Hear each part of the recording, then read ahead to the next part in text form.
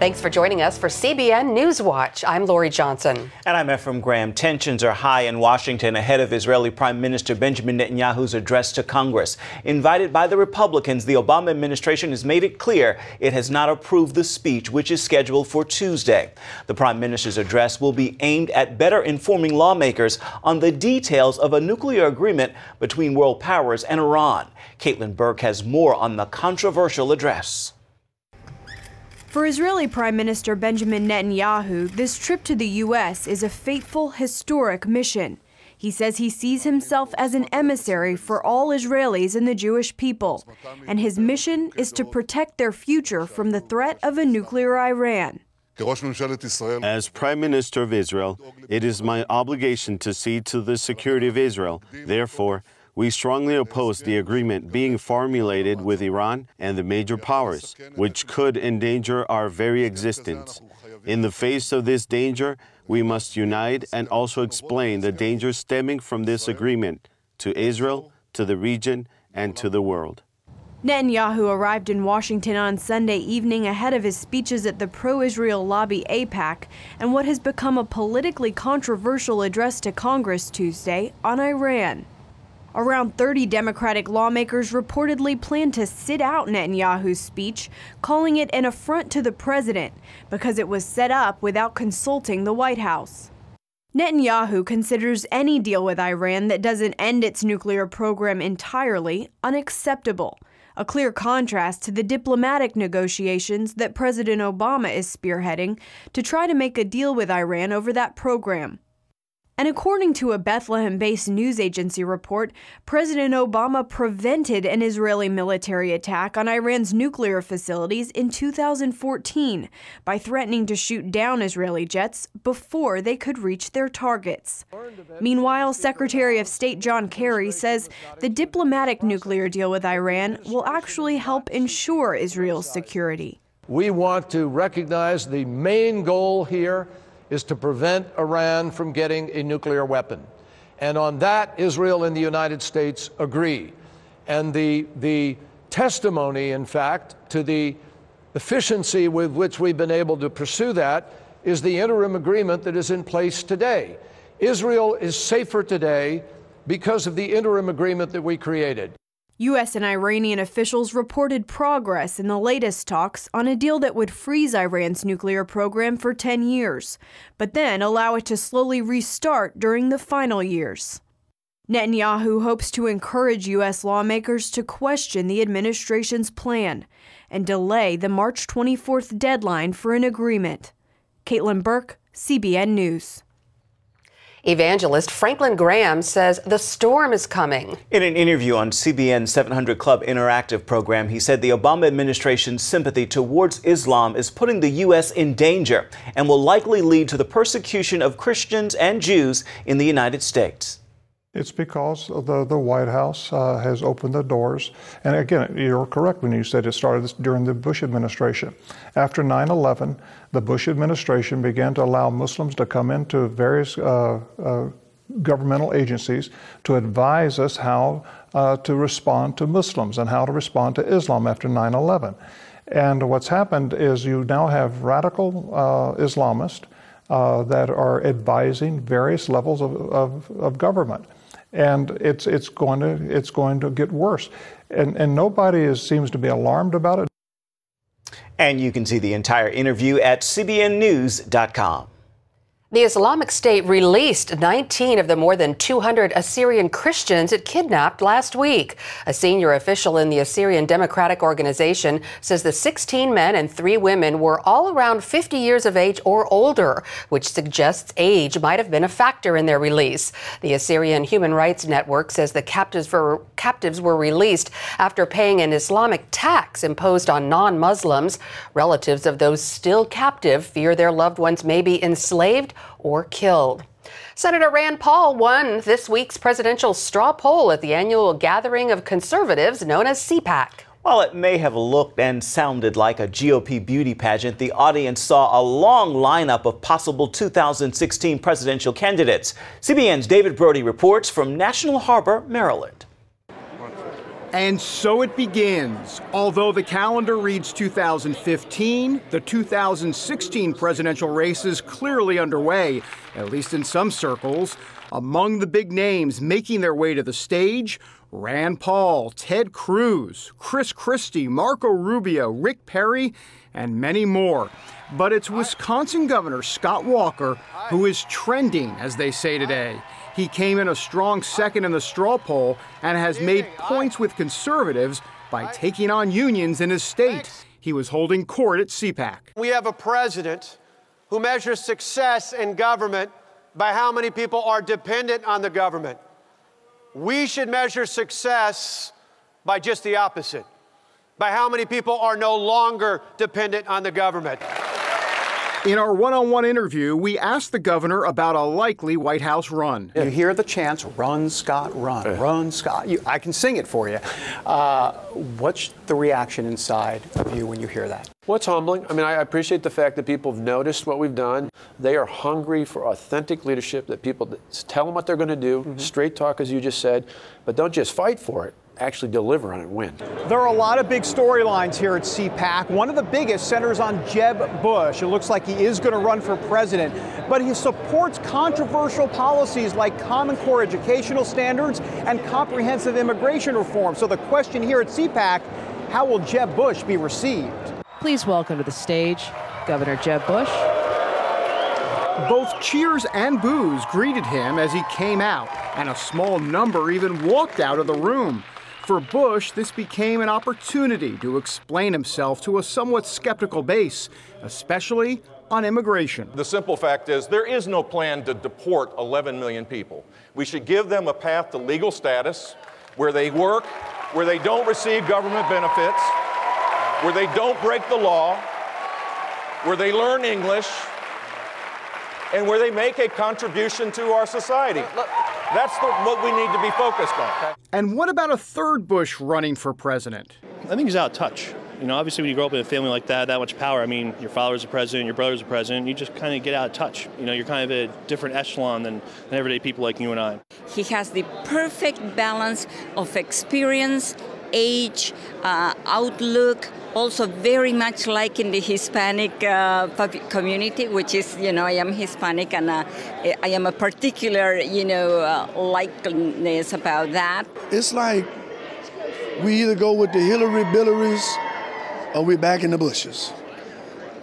I don't think it's going to go that way. I think that there's going to be some upsets and some surprises in this election. Upsets and surprises could be commonplace in one of the largest Republican lineups ever seen by the party's faithful. David Brody, CBN News, in National Harbor, Maryland. Naghmeh Abedini also spoke at this year's CPAC. She is working to raise more awareness and appeal to government leaders on her husband, Pastor Saeed Abedini's behalf. Pastor Saeed is being held as a prisoner in Iran on charges connected to his Christian faith. CBN News spoke with Naghmeh about her meeting this weekend with the U.S. Ambassador for Religious Freedom. It was a great meeting with the ambassador, and they have wanted my family and I to know that Saeed is a high priority, and the religious freedom issue aspect of it is very important to our government. And the meeting, it was to discuss ways and efforts on getting Saeed out of the Iranian prison and back to the U.S. soil. And the reason he's there is because of his conversion, because he's a Christian. And my emphasis was that that's an important message for us to send out as the United States of America, that this is an important issue in getting this Christian pastor out, especially now in the world where Christians are under intense persecution. And you can watch Naghmeh's full interview at cbnnews.com. The state of Virginia is the only state without anti-trafficking legislation, but that could change by the end of this week thanks to a new bill. For years, Virginia prosecutors have charged traffickers with offenses like abduction and pandering in lieu of proper legislation against trafficking. The new law means prosecutors no longer have to prove force, fraud, or coercion when a minor is the victim of trafficking. CBN News spoke with Ernie Walton, the administrative director for Regent University's Center for Global Justice, about the measure.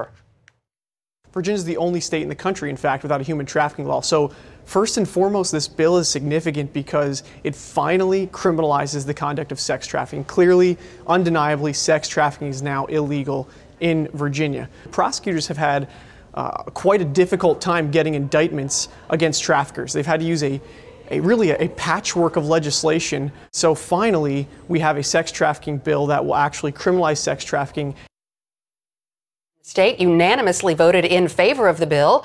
Governor Terry McAuliffe is expected to sign it by the end of the week.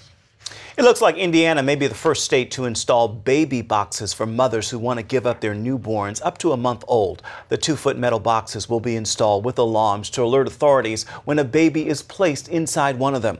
The person who puts the baby in one of these boxes will be protected from prosecution, and the boxes are like incubators, so the babies will be safe.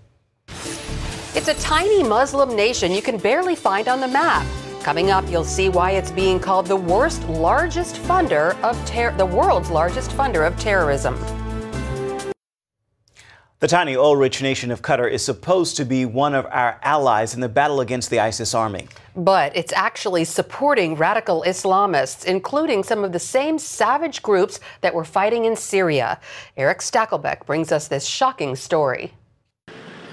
$11 billion in advanced American weaponry, Apache helicopters, Patriot missile batteries, anti-tank missiles, all for a tiny Muslim nation in the Persian Gulf that you can barely find on a map.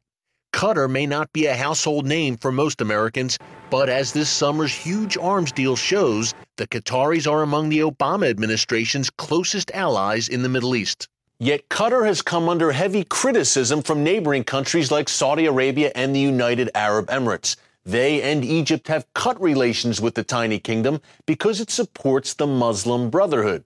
One Israeli official even called Qatar the world's largest funder of terror, thanks to its close alliance with Hamas. Qatar supports Hamas in 3 ways.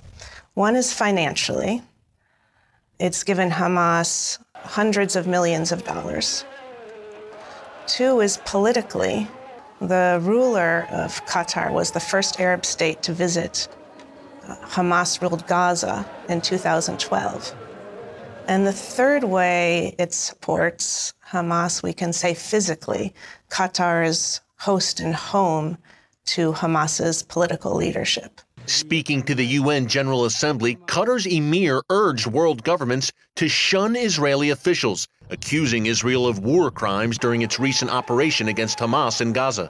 Qatar has pledged over the last decade or so over $500 million to Hamas governments, Hamas infrastructure projects, and Hamas loyalists in the Gaza Strip. David Weinberg is a Mideast analyst for the Foundation for Defense of Democracies. He told CBN News that Qatar's cozy relationship with Hamas is starting to get attention. We've seen some public statements recently from Mike Rogers, the Intel Committee chairman in the House, as well as from the House Foreign Affairs Committee chairman, Ed Royce, both raising concerns about Qatar's record in this regard. In July, Illinois Congressman Peter Roskam sent a letter to the Obama administration demanding an end to the close alliance with Qatar. Roskam wrote, "It's an indisputable fact that Qatar has become the chief sponsor of Hamas, an internationally recognized terrorist organization committed to the destruction of Israel. The Obama administration must explain its working partnership with a country that so brazenly funds terrorism right before our eyes." During Israel's recent war with Hamas, Secretary of State John Kerry drew heavy criticism for promoting Qatar as an honest broker that could help negotiate a ceasefire, despite its open support for Hamas. Here was Qatar's chance to shine on the international stage while the world was watching these negotiations. And Qatar showed itself as Hamas's supporter rather than an effective mediator. It's not the first time Qatar served as mediator for the administration. Most recently, it secured the controversial release of U.S. soldier Bo Bergdahl from the Taliban. The Taliban even has an office in the Qatari capital of Doha. So does Al Jazeera, the network which has been accused of being anti-American and a mouthpiece for radical Islamists, is based in Qatar. The relationship is extraordinarily close. For many years, the Qatari government was subsidizing Al Jazeera. The most explosive charge is that Qatar helped fund jihadists in Syria, including ISIS and the al-Qaeda-linked al-Nusra Front, two groups targeted by U.S. airstrikes. The Qatari government strongly denies it, but a top Treasury Department official said last March that wealthy private donors who live in Qatar have backed the jihadists. The official described Qatar as a permissive environment for terrorist fundraising. But with the Qataris apparently on board in the fight against ISIS and Qatar hosting a major U.S. airbase, don't expect a change in relations anytime soon. Eric Stakelbeck, CBN News, Washington. Up next, the story of a runaway slave who escaped to freedom shipped inside a box, along with a man who helped more than 2,000 runaway slaves find their way to freedom. I'm Heather Sells. You know, in the newsroom, if we're not writing, we are talking. We're talking about the news of the day, who's making it, and how we're going to cover it. I'm Myra Alejandra. At Newsroom Talk, we're opening up the conversation to include you. We're giving you our reaction to the stories you're reading, plus extra angles and insights. It's what we're talking about here in the newsroom, and now it's coming to you. So go ahead, take time, read Newsroom Talk, and tell us what you think.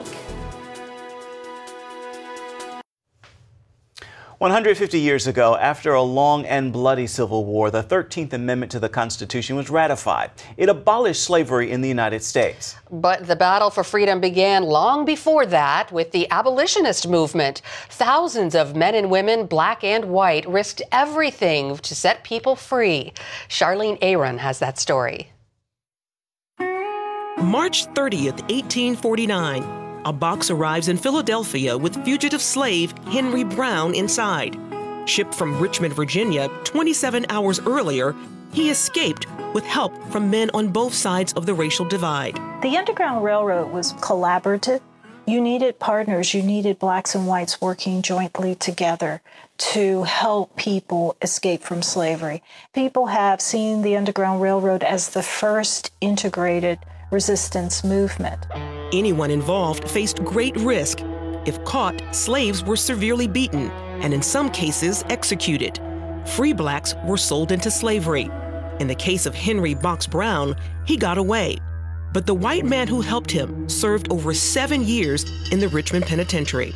If you assisted someone to escape from the Underground Railroad and you were white, you were seen as a far greater threat than a free black or an enslaved person. And so the punishment was extremely severe. In 1850 and 1860, you can look at the census records and see how many people were in the Virginia Penitentiary with the charge that they were helping someone try to escape. But many were willing to take the risk, especially at the Anti-Slavery Society in Philadelphia. It was a key location in the Underground Railroad. Most fugitive slaves came from the Upper South, particularly Virginia and Maryland. The Anti-Slavery Society was founded in 1775 with members of both races. By 1838, they had their own building, but was burned to the ground after just 3 days, forcing them to go undercover. Society member William Still kept extensive records and published them after the Civil War in a book called The Underground Railroad. He gives examples of fugitives getting help in the form of homes, job training, money, even clothing. By the 1830s, the northern factories were pumping out a type of cloth that was used in slave clothing. So you actually were branded by the clothing you had. So one of the first things you wanted to do once you got to the north is change your clothes. Abigail Goodwin donated her best clothes. Still writes, her sister has often said that few beggars came to our doors whose garments were so worn, forlorn, and patched up as Abby's. Like a great many white abolitionists, Goodwin was a devout Quaker. Originally, they called themselves Seekers of the Light, but they were given the name of Quakers because it was said that they trembled at the word of God. Their battle against slavery came from core beliefs, originating with founder George Fox. He came to the belief that there was that of God in every person. That's the wording that he used. There is that of God in every man. Quakers signed the first anti-slavery resolution in the American colonies. The most important thing about Quakers is that you live your values, and they tried to do that in every aspect of their lives, whether it was buying produce that was not made, grown or created by enslaved people, whether it was wearing garments that were not produced from cotton. This is the Appoquinimink Meeting House, built in 1785. Just 20 square feet, it is presumably the smallest brick house of worship in America. But the Bible says, "Despise not small beginnings, for the Lord rejoices to see the work begin." This was a preparative meeting, which meant that this was where people came weekly for their worship. In the attic, where children met for Sunday school, is a hiding place for runaway slaves. Harriet Tubman is said to have stayed here. Tubman collaborated often with Thomas Garrett, a member of the Appoquinimink Meeting. Garrett helped over 2,000 runaway slaves make their way to freedom. Fined heavily, his home was put up for auction. The sheriff said, "Thomas, I hope you will never be caught at this again." Garrett's reply was typical of most agents in the Underground Railroad. "Friend, I haven't a dollar in the world, but if thee knows a fugitive who needs breakfast, send him to me." Charlene Aaron, CBN News. Finally today, Jerusalem Dateline, one of the shows here at CBN, was honored at this year's National Religious Broadcasters Convention. The show received the 2014 award for Best Creative Television Programming. CBN News Middle East Bureau Chief Chris Mitchell and host of the show accepted the award and told the audience what makes Jerusalem Dateline unique. We like to tell a side of Israel that many in the media don't tell. We tell a story about Israel that is a light to the nations, that through its archaeological discoveries is affirming ancient Israel and modern Israel, which is through technological breakthroughs, medical marvels, is really a light to the nations. And it's a light to the nations, many of the nations that are surrounded by enemies that want to destroy it, and yet it keeps plodding along. And so we like to tell that story. That was in Nashville this year, where the convention was held. That's it for now on CBN NewsWatch. You can find more of our exclusive coverage of the issues you care most about at cbnnews.com. We want to hear what you think about the stories you've seen here today. You can do it on Facebook or at CBN News on Twitter. Be sure to join us again right here next time. Have a marvelous Monday, everybody.